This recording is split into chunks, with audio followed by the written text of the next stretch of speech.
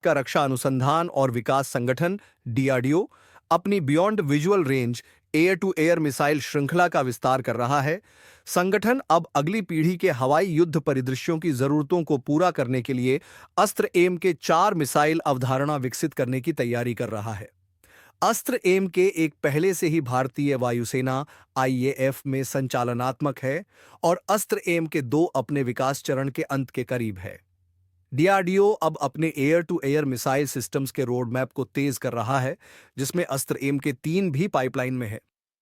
अस्त्र एम के 1 की उपलब्धियां। अस्त्र एम के 1 ने आईएएफ के लिए एक विश्वसनीय मिसाइल के रूप में अपनी जगह मजबूत कर ली है। यह भारत का पहला सफल स्वदेशी कार्यक्रम है, जिसे 15 साल से अधिक समय के अनुसंधान और विकास के बाद पूरा किया गया। अस्त्र एम के 1 ने आईएएफ को लंबी दूरी पर दुश्मन के विमानों को प्रभावी रूप से मार गिराने का हथियार प्रदान किया है और इसे आईएएफ के शस्त्रागार का एक मानक हिस्सा बना दिया है। अस्त्र एम के 2 का विकास। इस सफलता के आधार पर अस्त्र एम के 2 का विकास पूरा होने के करीब है। यह पहले की तुलना में बेहतर रेंज और सटीकता प्रदान करता है, जो उन्नत मिसाइल प्रौद्योगिकी में प्रगतियों का परिणाम है। MK1 की विकासशील नींव से लाभ उठाते हुए अस्त्र MK2 के अनुसंधान और विकास में समय और संसाधनों की बचत हुई है। अस्त्र MK4 का भविष्य। अस्त्र MK4 हालांकि एक बड़ी छलांग को प्रदर्शित करता है। डीआरडीओ की यह नई मिसाइल अवधारणा विशेष रूप से तेज गति वाले स्टेल्थ प्लेटफॉर्म को रोकने पर केंद्रित है, जिनके मध्य 2030 के दशक में प्रचलित होने की उम्मीद है। इसके विपरीत इसके पूर्ववर्ती मुख्य रूप से पारंपरिक लड़ाकू विमानों को लक्षित करते थे। अस्त्र एम के 4 का उद्देश्य उच्च गतिशीलता वाले और स्टेल्थ खतरों को रोकना और निष्क्रिय करना है।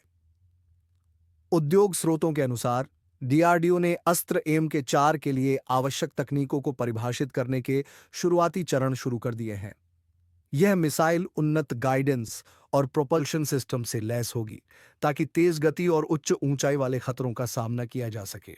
इसमें स्टेल्थ लक्ष्यों को टारगेट करने के लिए लो प्रोबेबिलिटी ऑफ इंटरसेप्ट सुविधाएं भी शामिल होंगी। डीआरडीओ वैश्विक स्तर पर समान कार्यक्रमों से अत्याधुनिक प्रौद्योगिकियों का अध्ययन कर रहा है और मल्टीमोड सीकर्स और डुअल पल्स रॉकेट मोटर्स जैसे विचारों का पता लगा रहा है। तकनीकी चुनौतियां और समाधान। अस्त्र एम के 4 की महत्वाकांक्षी परियोजना के कारण इसके लिए व्यापक अनुसंधान और विकास की आवश्यकता होगी।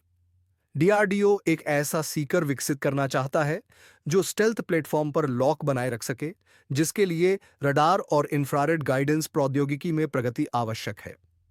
इस उद्देश्य के लिए एक मल्टीमोड सीकर पर विचार किया जा रहा है, जो रडार और आईआर क्षमताओं को जोड़ता है और विभिन्न परिचालन परिस्थितियों में स्टेल्थ लक्ष्यों का पता लगाने और ट्रैक करने में सक्षम है।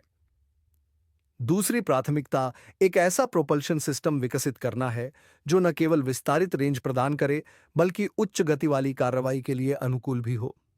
इसके लिए नए रॉकेट मोटर तकनीक या यहां तक कि रैमजेट प्रोपल्शन का उपयोग किया जा सकता है, जो लंबी दूरी तक उच्च गति बनाए रखने की अनुमति देता है।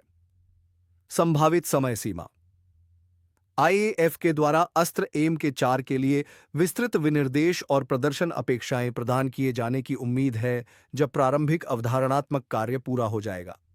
हालांकि मिसाइल अभी भी प्रारंभिक अध्ययन चरण में है, डीआरडीओ अपने अनुसंधान प्रयासों को इन अपेक्षित आवश्यकताओं के साथ संरेखित कर रहा है। डीआरडीओ की वर्तमान प्रगति को देखते हुए अस्त्र एम के 4 के प्रोटोटाइप का परीक्षण 2030 के दशक के मध्य तक शुरू हो सकता है और इसके 2030 के दशक के अंत तक पूर्ण उत्पादन और शामिल होने की संभावना है। यह समय रेखा भारत के advanced medium combat aircraft AMCA के विकास और तैनाती के साथ मेल खाती है, जो 5.5 पीढ़ी का स्टेल्थ लड़ाकू विमान है और इसके लिए अस्त्र एम के 4 जैसा अगली पीढ़ी का मिसाइल सिस्टम अनुकूल होगा।